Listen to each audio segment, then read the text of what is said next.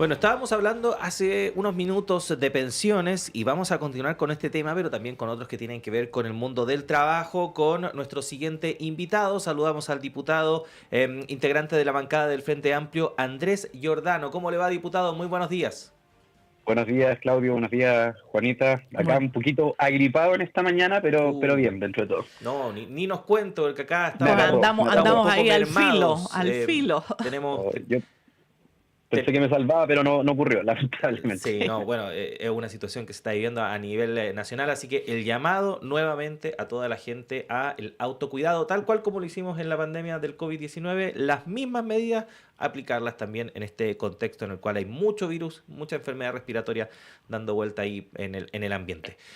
Diputado, queríamos hablar con usted respecto de pensiones, bueno, también de otros temas que tienen que ver con el mercado laboral, pero partiendo por el debate en torno a esta reforma previsional que esta semana ha Ujú. estado marcada por esta suerte de polémica, ¿no? En torno a este spot publicitario que el Así es. gobierno ha difundido, donde se explica, ¿no? El contenido o por lo menos la idea del Ejecutivo a la hora de presentar esta propuesta. ¿Qué le parece la reacción que ha tenido este spot por parte de la derecha principalmente?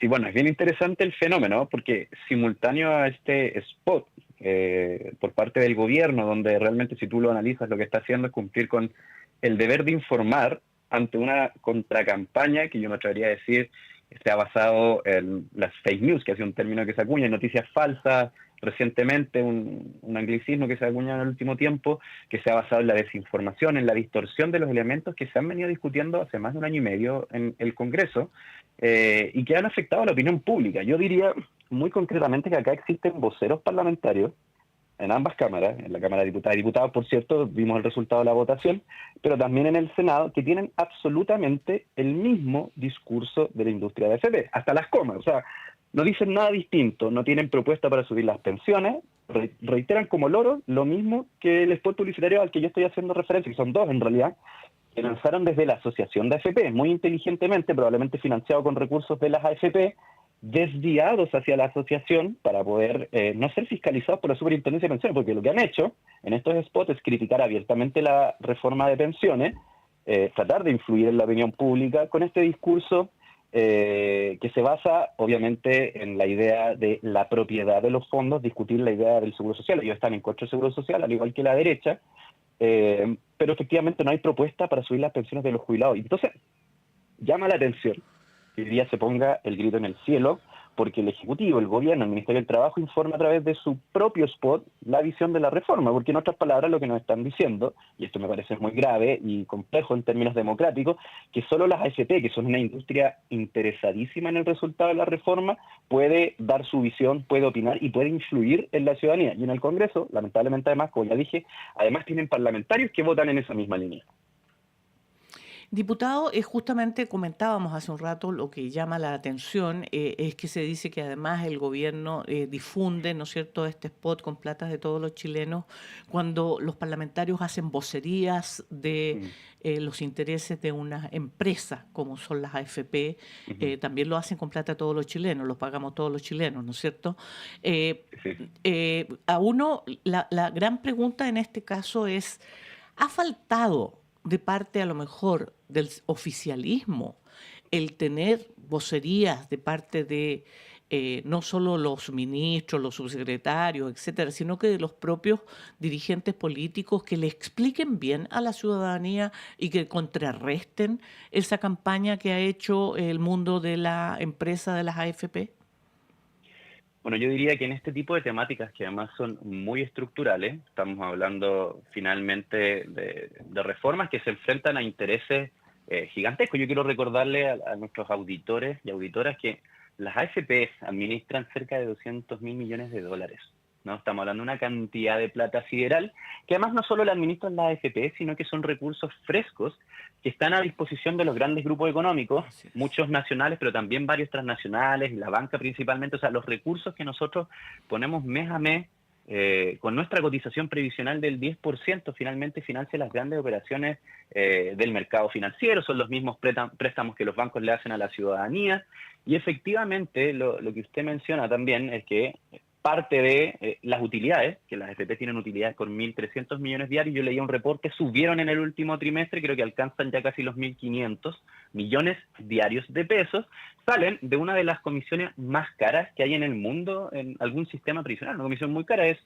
un 1% del salario, lo que equivale al 10% de lo que uno cotiza. Es una cantidad sideral y, por supuesto, lo que está en juego para la AFP es la continuidad de ese negocio tan jugoso. Entonces yo creo que, respondiendo a su pregunta, en términos de vocería parlamentaria, el gobierno, el mundo social, yo creo que todos estamos al debe porque esta es la madre de todas las batallas y lo que requiere es reforzar los esfuerzos. Por eso yo de vuelta me alegro muchísimo. La Contraloría tendrá que definir respecto del requerimiento que está haciendo hoy día la oposición, pero me alegro muchísimo de que el gobierno, después de un año y medio tratando de consensuar con sectores que la verdad que solo quieren obstruir, esté tomando la iniciativa de informar a la ciudadanía, porque es lo que corresponde, que la ciudadanía se involucre en el debate, que vea lo que están votando sus representantes populares en el Congreso y que vean que hoy día la gente que tiene pensiones miserables, yo quiero recordar que en los últimos 15 años las mujeres han tenido pensiones autofinanciadas, lo que le paga la AFP, no lo que le paga el Estado a través de la PGU, inferiores a 34.000 pesos. Y si no somos capaces de atender ese drama urgente, la verdad es que como sociedad tendríamos que mirarnos a nosotros mismos y darnos cuenta que estamos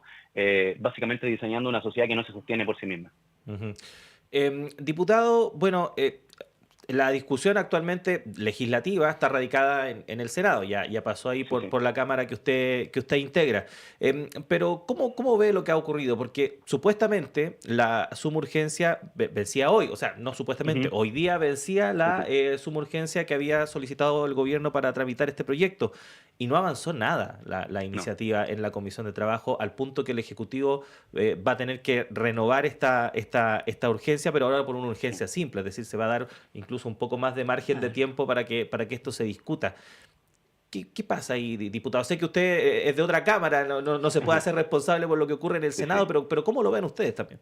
Sí, es bien interesante, a propósito que usted menciona que yo vengo de otra Cámara, hacer la comparativa, porque objetivamente a mí me ha tocado ver en este proyecto, pero en otros más, que es impresionante cómo el Senado ignora las urgencias que pone el Ejecutivo en las discusiones legislativas.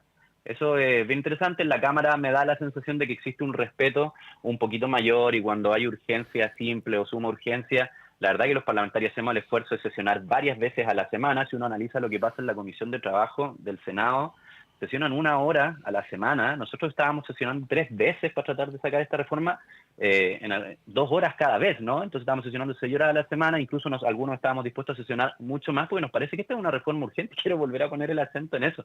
Hoy día hay gente que tiene pensiones miserables, que no tienen una solución concreta, que la campaña de las AFP las va a dejar sin una solución concreta si es que no logramos aprobar de alguna forma un seguro social que se haga cargo de las pensiones actuales y de las pensiones de los próximos 20 años de jubilados y jubiladas, que con capitalización individual la verdad que no van a tener ningún aumento en su pensión.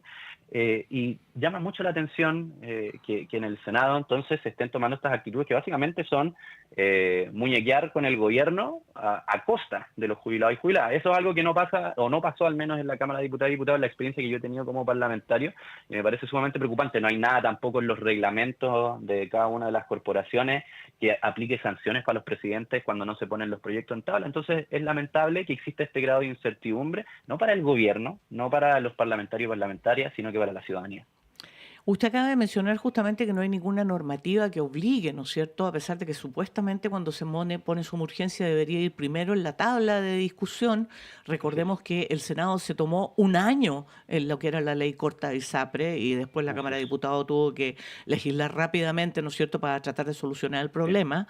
Entonces, la verdad es que el Senado tiene antecedentes, como diríamos, tiene antecedentes en esta materia. Bueno, y por hecho se le objetó durante todo el debate constitucional. El primer debate constitucional fue justamente esto, lo que se llamó la Cámara de los Príncipes, ¿no? Salieron a defender el Senado, pero...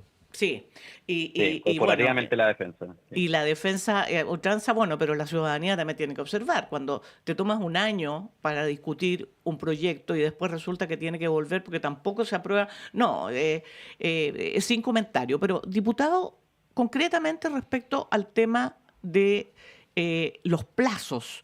Se había solicitado de parte del presidente Mayo, por supuesto que la oposición dijo que no, pero dado el tiempo legislativo que queda, ¿hay alguna posibilidad real de que Chile tenga una reforma previsional que considere, reforma previsional que considere a los actuales pensionados y, como Sí. decía usted, lo de los próximos 20 años, o eso deberíamos empezar a descartarlo? A ver, sí, solo quiero señalar una cosa antes de responder la pregunta, que para que se entienda, cuando yo hablo de los jubilados de los próximos 20 años, esta es una reforma que se hace cargo en largo plazo, de los jubilados de los Así próximos es. 100 años. Lo que nosotros hemos querido señalar, y me interesa que esto le quede muy claro a la gente que nos escucha, es que hoy día hay un debate muy importante sobre el destino de la cotización nueva, este 6% que lo pone el empleado, no lo pone el trabajador y trabajador, no sale de su sueldo, sino que es una cotización desde el empresario. Esta cotización, hay quienes dicen que tiene que ir a capitalización individual, hay quienes sostenemos que tiene que ir a un seguro social, y entre medio hay 800 fórmulas que se han discutido en ambas cámaras, pero lo que nosotros estamos sosteniendo es que si no existe un seguro social con esos recursos, los pensionados actuales y los que se jubilen en los próximos 20 años, lamentablemente, no van a tener un aumento en su pensión porque ya no van a cotizar sustantivamente más, incluso si esto fuera un 6% de capitalización individual. Incluso yo estaría abierto a discutir fórmulas de seguros sociales más grandes que son un 6%, pero lamentablemente, y esto es que es lo más angustiante, me imagino yo, para las personas que hoy día están jubiladas esperando una respuesta, no están los votos en este Congreso tan fragmentado y en ambas cámaras donde la oposición tiene mayoría. Sin embargo, ahora sí respondiendo a su pregunta, yo creo, primero, que la esperanza es lo último que se pierde, segundo, que sería muy lamentable que por tercera vez no lográsemos algún tipo de acuerdo que ponga en el centro de la discusión a los jubilados, no principios vacíos, no conceptos que han utilizado las AFP muy inteligentemente para desviar la atención de sus intereses económicos. O sea, acá yo quiero volver a decirlo, las AFP tienen intereses de sostener un negocio que tiene una rentabilidad que es parecida a la de los bancos, en algunos casos superiores.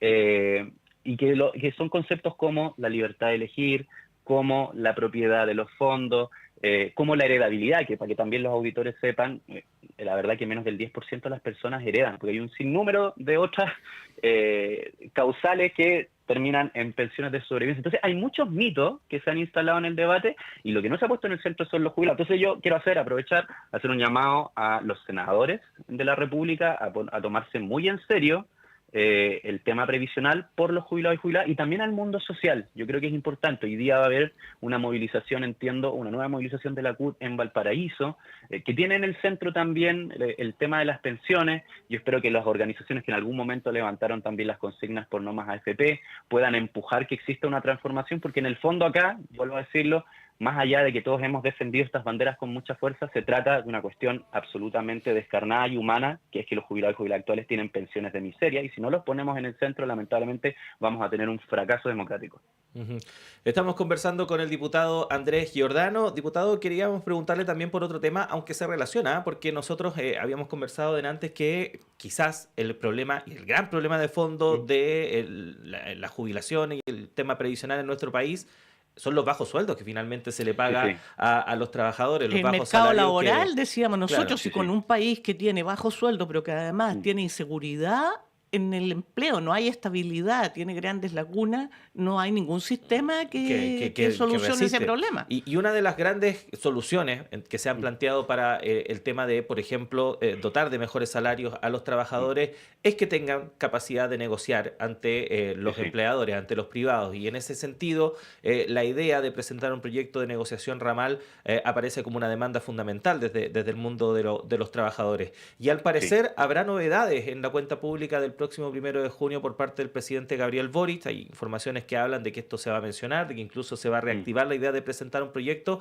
Y bueno, para sorpresa de nadie, ya hay oposición del mundo privado. ¿Qué le Sí. parece esa posibilidad, diputado? A ver, bueno, primero que todo, me parece que el gobierno vino a proponer transformaciones a la ciudadanía que están contenidas en un programa de gobierno con el que salió electo. No vino solo a gestionar, y por lo tanto hay algunas transformaciones que son estructurales, muchas de las cuales tienen su origen en un periodo muy oscuro de nuestra historia, como es la dictadura. El sistema de AFP es uno, el sistema de ISAPRES es otro, el sistema de salud como lo concebimos es otro, que también hay una reforma comprometida de salud. Y en el mundo laboral se hicieron algunas de las modificaciones más estructurales, precisamente algunas que le quitaron mucho poder, que venían de una u otra forma construyendo las y los trabajadores por más de un siglo, ¿no? Y lo que derivó en aquellas medidas, el plan laboral de la dictadura que se implementa en 1979, derivó en condiciones laborales en general, pero sobre todo salariales, muy precarias. Y acá hay datos que son muy gráficos por sí mismos. El 60% de las de los y las trabajadoras de Chile ganan menos de 600.000 pesos. Y tenemos que tener a la vista que el salario mínimo va a subir a 500.000 pesos en unas semanas más.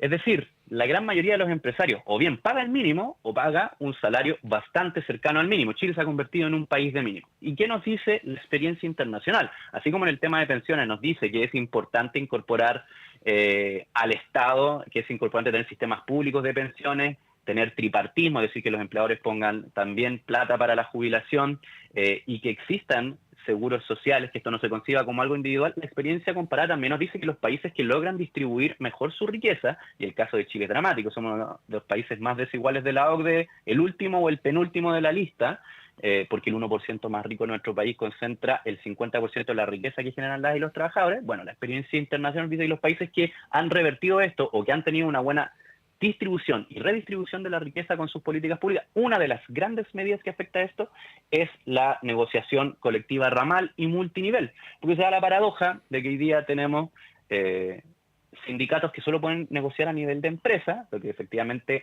hace que sus posibilidades de tener buenos contratos colectivos sean muy bajas, y que hay empresas del mismo rubro, por ejemplo, la banca, que presentaron además una propuesta de negociación ramal, o en mi caso, que yo fui dirigente sindical de la comida rápida en un Starbucks. Bueno, nosotros teníamos una muy buena relación de trabajo con el sindicato de Burger King, con el sindicato de McDonald's, y no podíamos negociar en conjunto, a pesar de que nuestros rubros, la verdad, que tenían las mismas condiciones laborales, y estaban sujetos más o menos a las mismas condiciones. Entonces, de mercado me refiero. Entonces, por lo tanto, eso es una de las cuestiones que la dictadura se preocupó de hacer para que los sindicatos no tuviesen poder. Y acá hay otra cosa que es importante. Por eso quizás no es muy popular o no se habla mucho de negociación ramal, pero los empresarios lo tienen muy claro y por eso tienen una fuerte oposición. En Chile tenemos una sindicalización muy baja, inferior al 20%, dicen algunas cifras, que ha subido en los últimos años después de la reforma del año 2015, pero sigue siendo comparativamente bastante baja, aunque en los países de la OCDE está relativamente similar. ¿Cuál es la diferencia? Que los países que tienen negociación ramal, estas negociaciones tienen una cobertura en sus contratos colectivos que va más allá de los sindicalizados. Y es decir, pues si uno mira el ejemplo de Uruguay, y bueno, tiene una alta tasa de sindicalización, pero hay otros ejemplos como el alemán, como el suizo, que no teniendo tasas que superan el 50% de sindicalización, tienen cobertura de los contratos colectivos que afectan al 80, 90, incluso cerca del 100%. El caso uruguayo es uno muy bonito de analizar.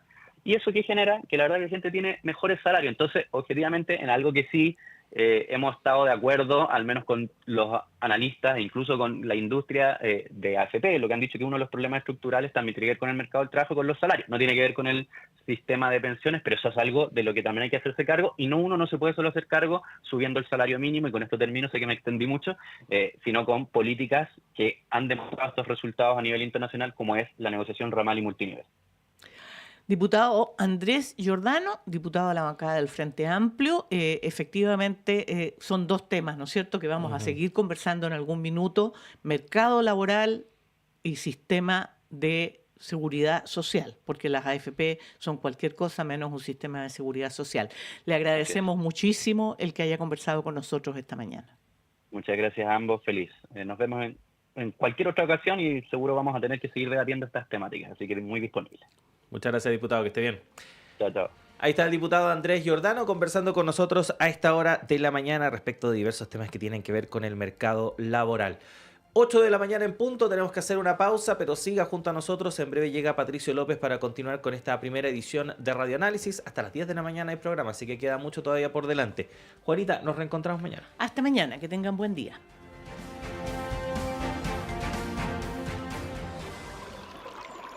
Aguas Trayén o Cascada en Mapudungún es la mejor agua purificada con tecnología de última generación.